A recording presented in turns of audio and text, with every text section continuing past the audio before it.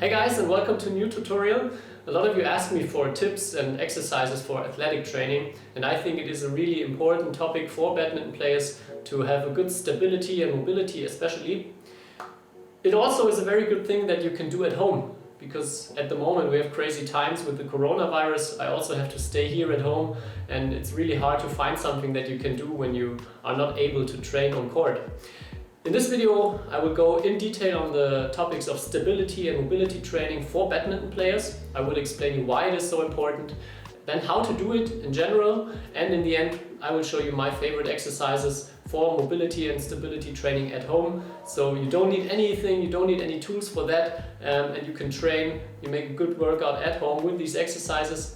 Besides that, I already prepared 3 follow-along tutorials where you can just start the video and then join me during doing a stability or a mobility workout. You will find the link to these videos in the description below. But without further ado, let's dive into the most important things for athletic training for badminton players.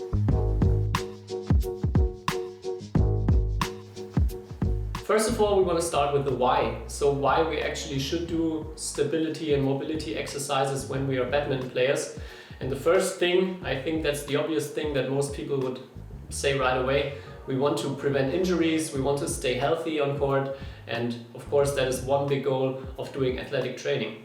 The other thing, of course, we also want to get better. So we want to increase our performance on court. We want to help to be a little bit faster and stronger, maybe hit a little bit harder. And all these things are the aspects why we're doing athletic and mobility training.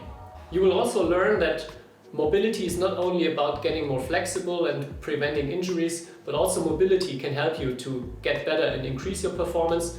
On the other hand, stability also doesn't only help you to get better and increase your performance, but it will also help you to stay healthy and prevent the injuries during a match or during the training.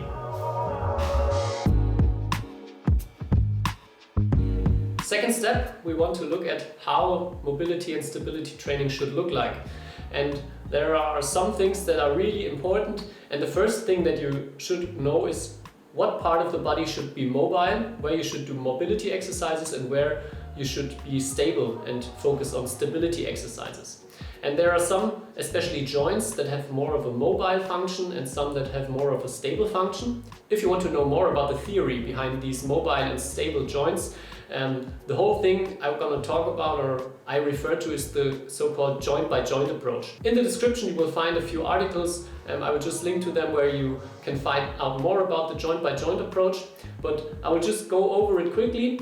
So the mobile joints, I will start from down up, are the ankle in this direction here, then the hip, very important if you, for example, want to do a big lunge, then you need hip mobility. Then the upper part of your spine, the thoracic spine, and for example, if you want to go to the rear cord and turn your upper body, there you need a mobile thoracic spine here, and the shoulder. So those are the most important mobile joints we need in badminton, and those are also the joints I'm going to focus on in my mobility follow-along routine. The stable joints are on one hand the knee, very important. You don't want your knee to fall in or fall out. For example, during a landing of a jump, then the injury risk is very high, so you need to be stable in the knee.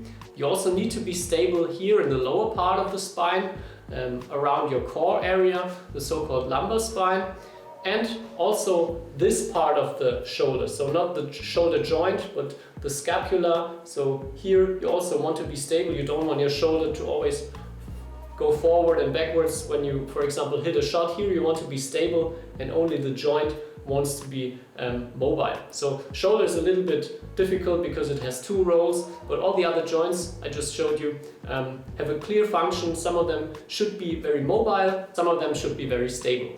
Besides knowing what kind of exercise and what kind of training we should do for what region of our body, is also the way we want to train, or with the way we want to do exercises. And if we think of badminton on court, we are always moving. There's so much movement when we go to the corners, when we jump, when we land, and we're never standing still. So what does that mean for our athletic training?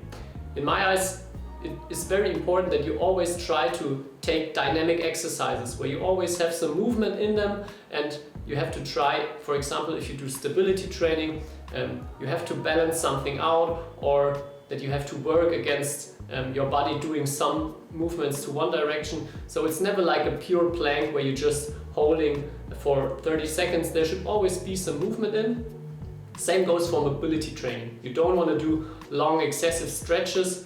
You can do that after the training and if you're really making a flexibility session, but for example for preparation for the athletic training or before you do exercises on court, you want to do dynamic exercises for mobility as well for stability training.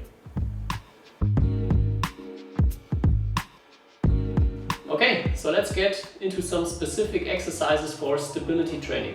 Just quickly, the mobility part, if you're more interested about exercises for that, just have a look at my follow along tutorial. There I also explain what you can do for the hips, for the ankle, for the shoulder, and also for your spine up here to get more mobile. Here we want to focus on the stability exercises. First of all, we start also with the legs, and one important thing I already mentioned is your leg axis wants to be very stable. If you're always falling out with your knee when you're doing a jump or when you're landing, then the injury risk is very high. So we want to do a lot of exercises where we have to stabilize that position, and very good are exercises you're doing on one leg. And the very classic one is the single leg Romanian deadlift, where you stand on one leg and then you go down with your upper body and also raise the other leg, and you try to get into this position here and then go up again. You can do that on the floor. That is maybe a little bit uneven, where it's a little bit harder to do that. Or what you can also do is add some weights. For example, here when I'm standing on the right leg, I can put some weights into my left arm or in my left hand and then do the same thing here. Go down slowly, keep that position, and then going up. And always stay in line. So don't go down like this here and then the leg, but always keep the line with the upper body and the leg when you go down and when you go up. Really important as well is the hip. If you see it from the front, then you don't want to go up with your hip here. You want to keep the hip in line, parallel to the floor. So not this one, this is also a common mistake. Stay down here all the time. So that is important for this exercise here. You will see, very good for the stability of the whole leg, and also you have to work a lot with your hamstrings. Another good exercise here for the hamstrings to get more power is the hip raise. I prefer to do it just with one leg, and one advice: get the other leg as close to your body as possible. So now your back is deactivated. You only have to work with your glutes and with your hamstrings, and then you raise your hip until you're in line with your upper body and go down again. Slowly up, keep it, go down. Just like that. Of course, same leg. You have to do both legs. You can also do it if it's a little bit too hard with 2 legs. You can also start out with both legs and try to keep the legs together. Don't go up and get the legs, get the knees like this. Keep them together. Also again to this position and down again. Other classic exercises are squats, but also lunges. You can do that with extra weights. For example, you can do a goblet squat and do a squat with weights here, or you can do jumping movements. So jumping, I like that because then you really can force yourself to produce maximum power and you can strengthen your full legs. I also like lunges because that is a movement we need on court. We are often in that position here. So you can do jumps upwards, land in a stable lunge position. Try to jump up as high as you can.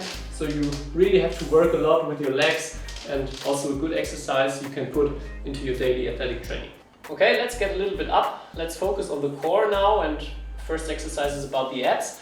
I like this exercise here where you put your feet together like this, and now you're doing a crunch where you tip behind you and tip in front of you. And with the legs like that, you deactivate your hip flexors and you have to work all the way forward with your abs.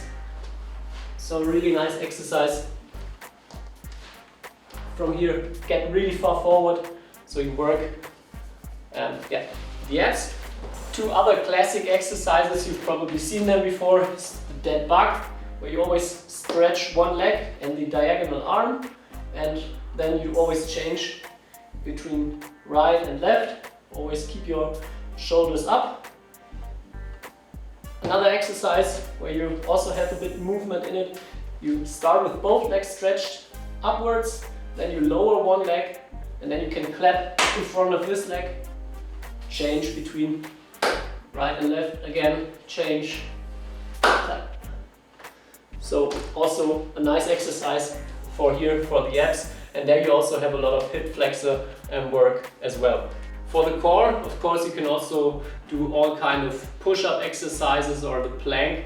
As I said, I always want to have some movement in it. For example, I don't want to do like the normal plank where I'm just doing static work, but for example, you can always change between this position and the push-up position. So always go up and down. Or what you can also do if you're in the push-up position, always raise one arm and focus on staying stable with the hips. So this is a really good thing also for us in badminton, that you're not going down here when you get to the left shoulder, but you stay as calm as possible in the hips. You have no movement, and you can make it harder by going together with your legs, make it easier by going further away with the legs. So also good way to spice it a little bit up and get some dynamic movement into your planks or into your push-up position. Last thing, I said the shoulder. On one hand you want to be very mobile in the shoulder joint, but here this part of the shoulder should be stable. And a very good example is the push-up exercise. You don't want to work here with your shoulder up, down. So when you go down, the shoulder blade, the scapula should always be in the same position. So try, first of all, if you are in a position like this, go all the way down, all the way up. Now try to find a way in the middle, and from this position on, now you do the push-up. And the shoulder always stays in the same place. So really good thing to focus on when you're doing push-ups, to keep the shoulder stable and not working up, down, up, down. Also good exercise, doing it this way around here. Also again, try to get your chest up. Don't have your shoulders in front here. Push your shoulders back, pull them together, and then try to be straight with your whole body. If you want to spice it up a little, you can always get one leg up here without letting your hip fall down. So stay up and keep the shoulders always in a good position. Last but not least, an exercise to get the shoulders a little bit more back again, because we as badminton players tend to have the shoulders quite far in the front. With every shot we hit, overhand shot, the shoulders go a little bit more forward. Here we are very strong and tight, but sometimes we lack a little bit of muscles here in the back. So the last exercise, you want to work that area. It's called T's, because if you look down on me, I look like a T. My arms are stretched to the side, thumbs pointing upwards, and now I raise them slowly, keep them here, go down again, and again.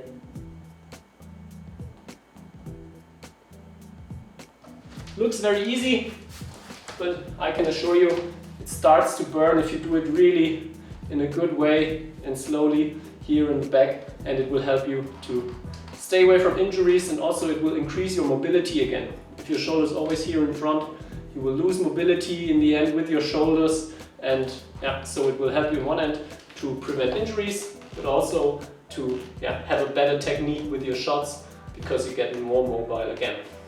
One last tip, if you're doing athletic training with exercises like this, of course you can do all the muscles together in one day, but I prefer to always split up between legs and upper body, like legs and shoulders.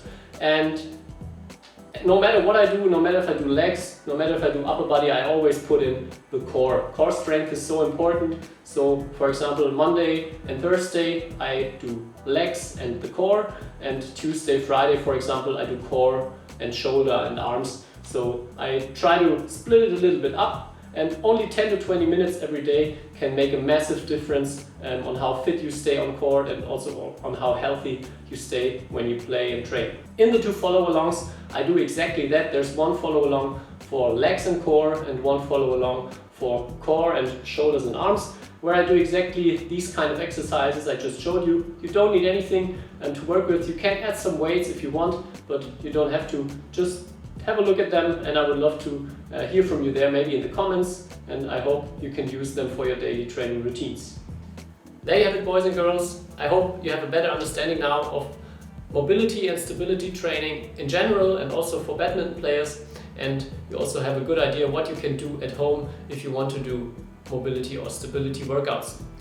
As I already mentioned, also have a look at my follow-along tutorials, so if you want to do a short stability or mobility session, about 10 to 20 minutes, very short, just have a look. I will post all the links in the description below, so have a look there. I hope I can see you there for a workout maybe. And for further questions, just write them down in the comments as usual, and then I hope I see you in the next video. So much for now, bye bye, see you guys.